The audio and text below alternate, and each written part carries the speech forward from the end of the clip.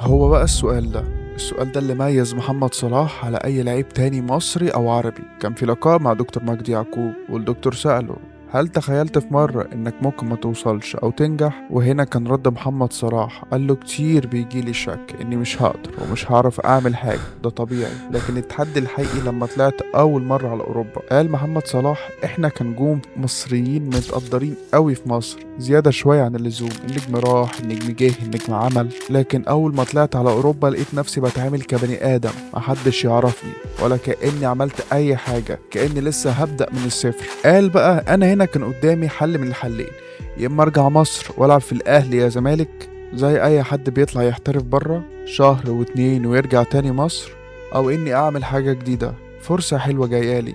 وهنا كان لازم أغير طريقة تفكيري، وإن عايز أنجح فعلا. دي هي الجملة اللي خلت محمد صلاح فعلا محمد صلاح. تخيل مثلا لو صلاح عمل زي ما كله عمل، وراح كام شهر على أوروبا ورجع تاني على مصر، كل هنلاقيه بقى على القنوات المصرية بيقول: أصلي لما كنت في أوروبا عملت وسويت، ولولا بس الحظ كنت بقيت عالمي، أصل المدرب عمل، وأصله مش بيحبني، ده أنا في مرة أنا وإبراهيموفيتش كنا قاعدين جنب بعض. تخيل بقى محمد صلاح كان يكون الشخص ده، لكن صلاح مميز، قرر يمشي طريق محدش خالص مشي فيه، هو لوحده، بس مش عارف هينجح ولا لأ، لكن كان عارف إنه لو ما عملش حاجة دلوقتي في الحاضر بتاعه كان هيندم كتير وطول العمر وفي المستقبل زي أي لعيب بنشوفه. طيب هل صلاح جت معاه بالحظ؟ طب ولا كان معاه واسطة؟ ولا نجح كل النجاح ده عادي كده بسهولة؟ طب تعرف كم مرة أحبط محمد صلاح؟ أو كم مرة قرر يقف، تعب، ما فيش نتيجة بتحصل؟ أكيد كتير، وكتير لدرجة إن ممكن ما نعرفش نعدهم، ولا صلاح ذات نفسه فاكر هو كم مرة كان ممكن يكون يأس وقال خلاص كفاية أنا تعبت. لكن في الآخر وصل ونجح. صلاح ملهم ومحافظ لجيل كامل وأجيال والعالم كله. في كتير نفسهم يبقوا زي محمد صلاح، مش لازم في الكورة ولكن في الحياة أو في مجال عامة.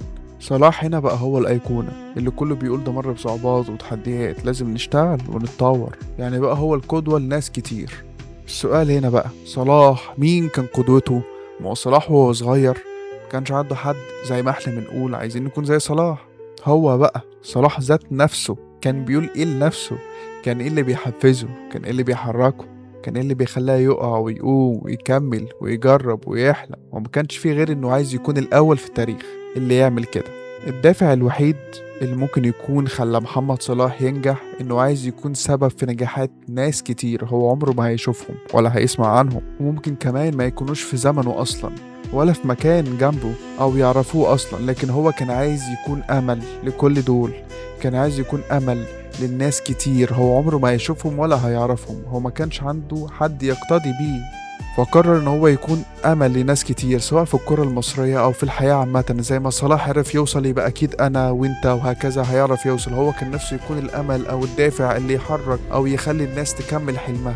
السؤال المهم: تفتكر ايه الدافع اللي كان عند صلاح خلاه يحلم ويحقق حلمه؟ لو انت كنت مكانه كنت هتقدر؟ الفكرة بقى انك مش في مكانه دلوقتي، انت في مكانك انت، بتكتب قصتك ونجاحك انت.